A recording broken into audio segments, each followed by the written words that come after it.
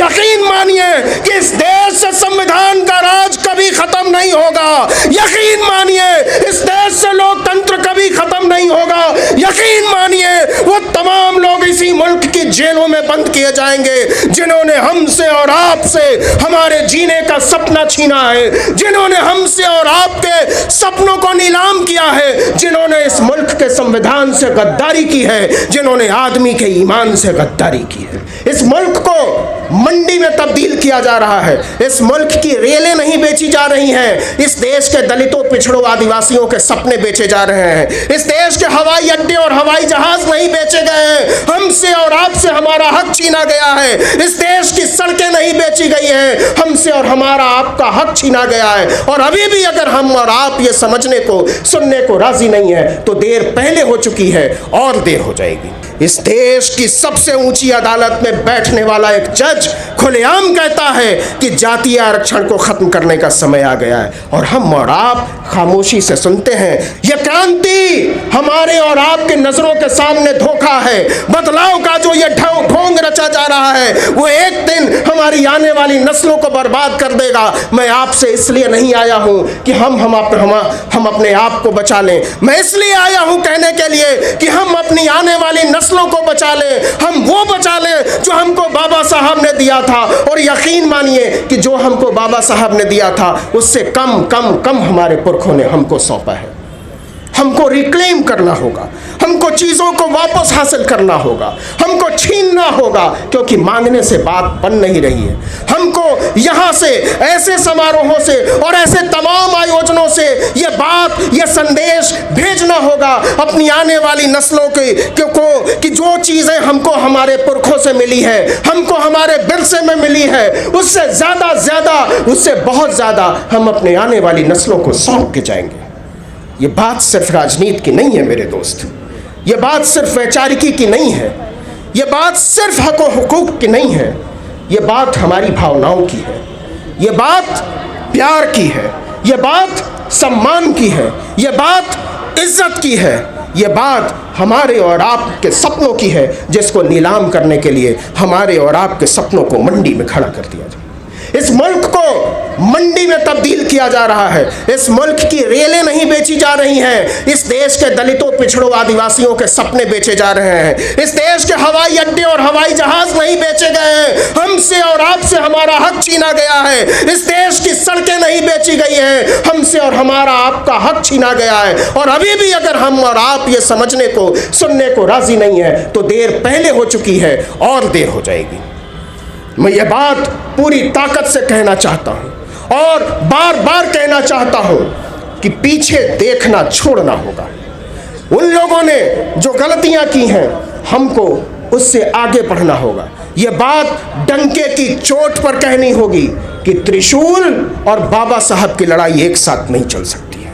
ये भ्रम है कि त्रिशूल लहराकर और पीछे मान्यवर की तस्वीर लगाकर, बाबा साहब की तस्वीर लगाकर आप भ्रम पैदा करना चाहते हैं कि हम किसी सामाजिक न्याय की लड़ाई लड़ रहे हैं। तो ऐसे लोगों से होशियार रहना रे मेरे भाई, वो लोग तुमको ठग रहे हैं। ठगों से, जालसाज लोगों से, जाली लोगों से, फरेबियों से सावधान रहना, नहीं तो वो लोग आपको बीच बाजार में खड़ा करके नीलाम कर देंगे। इस देश को मंडी केवल उन लोगों ने नहीं बनाया है जो लोग हम पर राज करना चाहते थे, जो लोग हमारी चेतना के लुटेरे थे। इस देश को मंडी उन लोगों ने भी बनाया है जिन लोगों ने हमारे साथ खड़े होकर हमारे सपनों को आगे ले जाने की गारंटी दी थी। और इसलिए ये बात बार बार कहने की ज़रूरत है, हर मंच पर कहने की ज़रूरत है, चीख चीख कर कहने की ज़रूरत है कि हम आप में से हर एक का चेहरा पहचानते हैं। हम पहचानते हैं आपके जूतों का तल्ला जिससे आपने हमारे सपनों को रौंदा है। और अब हम और इसके लिए तैयार नहीं हैं कि आने वाले दिनों में ये लड़ाई और बड़ी होगी। आने वाले दिनों में हमको और आपको ज़्यादा ऊंची आवाज़ में बात करने की ज़रूरत पड़ेगी। आने वाले दिनों में हमको और आपको सड़कों पर निकलने की ज़रूरत पड़ेगी। आने वाले दिनों में हमको और आपको जेल जाने की ज़रूरत पड़ेगी, लाठियाँ खाने की ज़रूरत पड़ेगी और ज़रूरत पड़ी तो मरने की ज़रूरत पड़ेगी। क्या आप इसके लिए तैयार हैं? और अगर आप इसके लिए तैयार हैं तो यकीन मानिए कि इस देश से संविधान का राज कभी ख़त्म नहीं होगा। यकीन मानिए इस देश से लोकतंत्र कभी खत्म नहीं होगा। यकीन मानिए वो तमाम लोग इसी मुल्क की जेलों में बंद किए जाएंगे जिन्होंने हमसे और आपसे हमारे जीने का सपना छीना है, जिन्होंने हमसे और आपके सपनों को नीलाम किया है, जिन्होंने इस मुल्क के संविधान से गद्दारी की है, जिन्होंने आदमी के ईमान से गद्दारी की है। अगर आप वाकई बराबरी की लड़ाई पर हो, अगर इस देश को चलाने वाले वाकई ये गारंटी देते हैं और ये कहते हैं डंके की चोट पर कि वो सामाजिक न्याय के पक्ष में है, तो शिक्षा के अन्याय के साथ ये सामाजिक न्याय का ढोंग नहीं चल सकता। लेकिन क्या हमारे नेता, क्या हमारे चुने हुए नुमाइंदे ये कहने को तैयार हैं कि इस देश के विश्वविद्यालयों में, इस देश के प्राइवेट विश्वविद्यालयों में इस देश के दलितों, पिछड़ों, आदिवासियों, पसमानदा के एडमिशन की, नौकरी की गारंटी देनी होगी? नहीं है तैयार। क्या आप जानते हैं कि इस देश के आईआईटी में, एम्स में, आईआईएम में कोई पीएचडी नहीं करने देता आदिवासियों को, दलितों को, पिछड़ों को? क्यों पीएचडी नहीं करने देता? इसलिए नहीं करने देते कि वहां पढ़ाने वाले लोग नहीं हैं इस तबके के। और आप कहते हो कि हमको ईडब्ल्यूएस करना है, हम आर्थिक आरक्षण की बात करेंगे। इस देश की सबसे ऊंची अदालत में बैठने वाला एक जज खुलेआम कहता है कि जातीय आरक्षण को खत्म करने का समय आ गया है, और हम और आप खामोशी से सुनते हैं। जाकर दिल्ली के ध्यानचंद स्टेडियम में गाने सुनते हैं, मस्त नाचते हैं, सेल्फियां खींचते हैं और आकर सोचते हैं कि कॉमरेड क्रांति हो रही है। आज से 3 दिन पहले केवल इसी दिल्ली में, यहाँ से कोई 1.5 किलोमीटर दूर मेजर ध्यानचंद स्टेडियम में एक आयोजन हुआ और शाम के वक्त बताते हैं कि अंदर 2.5 लाख लोग जमा हो गए थे और मेजर ध्यानचंद स्टेडियम के फाटक बंद करने पड़े। वो लोग भी शायद कोई संविधान बचाने, कोई फैज के गीत गाने, कोई प्रतिरोध के गीत गाने के लिए जमा हुए थे।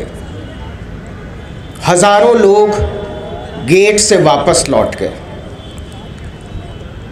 और जब मैंने इसके बारे में सुना, इसके 3 दिन पहले, 4 दिन पहले एक और कार्यक्रम हुआ था एक टेलीविजन चैनल का उसी स्टेडियम में, फिर कोई गजल का प्रोग्राम था, फिर फाटक बंद करना पड़ा। और मुझे लगा कि इस देश में स्थिति बड़ी अच्छी है, लोग प्रतिरोध के लिए जमा होने लगे हैं, अपनी बात कहने लगे हैं। लेकिन जब मैं बाहर देखता हूं, लोगों से मिलता हूं, बातें करता हूं, तो समझ में ये आता है कि जो लोग प्रतिरोध के नाम पर इकट्ठे होते नजर आते हैं, दरअसल वो प्रतिरोध के लिए जमा नहीं होते, प्रतिरोध का नाटक करने के लिए जमा होते हैं। और इसलिए हमारे और आपके तरह के लोगों को जोरदार आवाज में कहना पड़ता है, चीखना पड़ता है, चिल्लाना पड़ता है कि जो चीजें इस देश के लिए जरूरी है, जो किताब इस मुल्क के लिए जरूरी है, जो लोग इस देश के लिए जरूरी है, अगर उन्हीं को नहीं बचाओगे तो ये मेले ठेले वीरान हो जाएंगे आपके। इसलिए हमको एक तमाशबीनों के देश में तब्दील होने से बचना चाहिए। हम सोचने समझने वाले लोग हैं, हम बात करने वाले लोग हैं, हम किताबें लिखने वाले लोग हैं, हम किताबें पढ़ने वाले लोग हैं। ऐसे तमाम गद्दार इस मुल्क की जेलों में बंद होंगे। वो तमाम गद्दार जो हमको देशभक्ति का सर्टिफिकेट देते हैं, जो हमको खालिस्तानी, आतंकवादी, देशद्रोही बताते हैं, उन तमाम लोगों को हिसाब देना पड़ेगा। मैं बधाई देना चाहता हूं आगे खड़े इन तमाम लोगों को जो खिलाफ परिस्थितियों में काम कर रहे हैं। आपको शायद अंदाजा नहीं है ये काम कितना मुश्किल है, आपको शायद अंदाजा नहीं है कि एक वीडियो के पीछे कितनी जद्दोजहद होती है, कितना डर लगता है, कितने सारे खौफ से गुजरना पड़ता है, पूरी रात सोचना पड़ता है कि इस पर हमको बात करनी चाहिए या नहीं चाहिए।